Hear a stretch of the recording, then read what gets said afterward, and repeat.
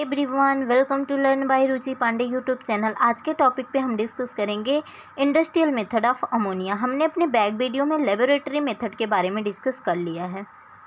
अगर आपने नहीं देखा है तो प्लीज़ जाके वीडियो को देख लें। तो आगे हम बात करेंगे इंडस्ट्रियल मेथड की। तो इंडस्ट्रियल मेथड अमोनिया की जो होती है इसे हैबर विधि कहते हैं।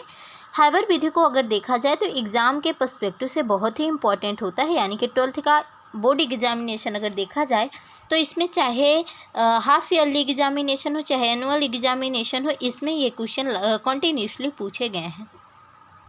तो चलिए अब हम बात करते हैं कि क्या होता है औद्योगिक विधि यानी कि हैबर विधि।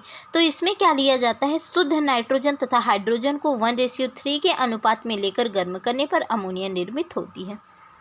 यानी कि N2 की अभिक्रिया जब H2 से कराई जाती है, अब हाइड्रोजन के कितने रेशियो होते हैं, 3 रेशियो, नाइट्रोजन के कितने होते हैं, 1 रेशियो। इन दोनों की अभिक्रिया कराई जाती है तो निर्माण होता है अमोनिया का, यानी कि NH3 का। यह अभिक्रिया कैसी होती है, रिवर्सिबल रिएक्शन होती है, यानी कि यह आगे भी अग्र दिशा में भी चलती है और बैक दिशा में भी चलती है, यानी कि दोनों दिशाओं में चल सकती है। अब अगर यहाँ पे बात करें तो यहाँ पे हम एज अ कैटलिस्ट भी यूज करते हैं आयरन एंड मोलिब्डेनम, जो कि यहाँ पे दिया नहीं हुआ है। आगे के टॉपिक पे हम डिस्कस कर लेंगे, यानी कि इसी वीडियो के आगे। यहाँ पे दिया भी हुआ है जैसा कि अमोनिया निर्माण की हैबर प्रक्रम एक उत्क्रमणीय अभिक्रिया है। इस क्रिया के पश्चात आयतन में कमी होती है। अमोनिया के अधिक उत्पादन के लिए लासाते, खैर ये सब पहले के टॉपिक में था, अब लासाते लिए का आदि का नियम भी अपने सिलेबस से हटा दिया गया है। तो सिंपल सी बात मुझे इतनी याद रखनी है कि जो हैबर प्रोसेस होती है, यह N2 एंड H2 कंबाइन जब करते हैं तो फॉर्म करते हैं NH3। अगर हम इसके मेथड की बात करेंगे तो मेथड में क्या दिया हुआ है, इस प्रक्रम में N2 तथा H2 को 1:3 के अनुपात में लेकर 450 to 500 डिग्री सेल्सियस तथा ताप तथा 200 वायुमंडलीय दाब पर लोहे के चूड़ तथा मोलिब्डेनम, ये क्या होते हैं, कैटलिस्ट। कैटलिस्ट का मतलब आई होप कि आप लोगों को पता होगा कि जो कैटलिस्ट होता है यह रेट ऑफ रिएक्शन को या तो इंक्रीज कर देता है या तो डिक्रीज कर लेता है, बट रिएक्शन में पार्टिसिपेट नहीं करता। तो मोलिब्डेनम एंड लोहे के चूड़ में की उपस्थिति में गर्म करने पर 10 से 15% अमोनिया प्राप्त होती है। तो चलिए हम डायग्राम के बेस पे समझ लेते हैं कि इसकी मेथड क्या होती है। तो देखेंगे कि जहाँ पे कंप्रेसर पंप लिखा हुआ है, यहाँ पे क्या किया जाता है, एक ट्यूब के माध्यम से N2 एंड H2 को 1:3 के रेशियो में यहाँ पे प्रवाहित किया जाता है। यह कंप्रेसर होता है, यह क्या करता है, जो भी गैसेज होती हैं यानी N2 एंड H2 जो भी गैस होता है, इसको यहाँ से आगे की तरफ बढ़ाता है, यानी कि इस ट्यूब के माध्यम से यह जो N2 एंड H2 गैस होती है यह कैटालिटिक चैम्बर यानी उत्प्रेरक कक्ष में प्रवेश करती है। अब जो उत्प्रेरक कक्ष होता है, जैसा हमने पीछे बताया है कि यहाँ पे लोहे का चूड़ एंड मोलिब्डेनम भरा हुआ होता है। उत्प्रेरक कक्ष में प्रवाहित करने से हमें यहाँ पे जो भी N2 एंड H2 थे वो कंबाइन कर लेते हैं और फॉर्म किसका करते हैं, अमोनिया का।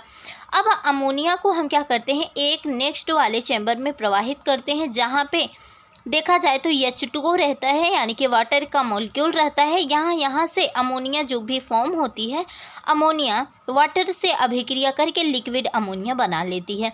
अब इसमें देखा जाए कि जितने रेशियो में N2 एंड H2 लिए गए हैं, ज़रूरी नहीं कि सभी मॉलिक्यूल अमोनिया का फॉर्मेशन कर लें। जो कुछ ऐसे N2 एंड H2 के मॉलिक्यूल्स होते हैं जो अमोनिया का फॉर्मेशन नहीं करते, उनको इस ट्यूब के माध्यम से फिर से यहाँ पे प्रवाहित किया जाता है और प्रवाहित करने पर यह भी इस ट्यूब के माध्यम से फिर से कैटालिटिक चैम्बर यानी उत्प्रेरकीय कक्ष में एंटर कर जाता है, जिससे यह प्रोसेस कंटिन्यूसली होता जाता है और अमोनिया का फॉर्मेशन लगातार होता रहता है। कि एक बार चलिए हम फिर से रिपीट कर देते हैं आपको समझाने के लिए। मेथड में अगर आप लिखेंगे तो मेथड में क्या लिखेंगे, पहले N2 एंड H2 लेते हैं 1:3 के, यानी कि 1:3 के अनुपात में। कंप्रेसर पंप की सहायता से इसको कैटालिटिक चैम्बर यानी उत्प्रेरकीय कक्ष में प्रवाहित करते हैं। उत्प्रेरकीय कक्ष में मोलिब्डेनम और लोहे का चूड़ भरा होता है।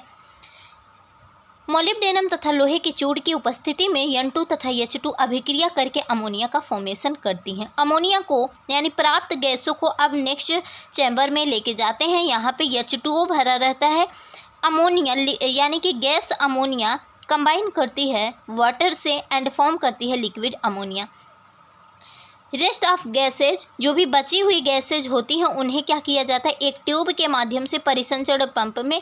इसे परिसंचरण क्यों बोला गया, क्योंकि जैसा अगर आप बायो के स्टूडेंट होंगे तो आपको पता होगा कि जो हमारा हार्ट होता है यह एक सर्कुलेटरी सिस्टम की तरह कार्य करता है, यानी कि सर्कुलेटरी ऑर्गन है, क्योंकि ब्लड का सर्कुलेशन करता है। वैसे ही जो यहाँ से आ रहा है यह सर्कुलेटरी पंप क्या करता है, ऊपर की तरफ इसको लेके जाता है। क्यों लेके जाता है, क्योंकि जो बची हुई N2 and H2 गैसेज होती हैं वह जिससे कैटालिटिक चैम्बर में आ सके और कॉन्टीन्यूसली अमोनिया का फॉर्मेशन हो सके। आई होप फ्रेंड आपको हैबर प्रोसेस अच्छे से समझ आ गया होगा।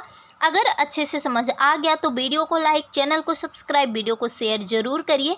और अगर वीडियो पसंद आया तो अच्छे कमेंट भी करिएगा। कोई डाउट हो तो कमेंट सेक्शन में मेंशन करिएगा। I will try my best कि हम आपके हर डाउट को क्लियर कर सकें। Thank you guys, thank you for watching.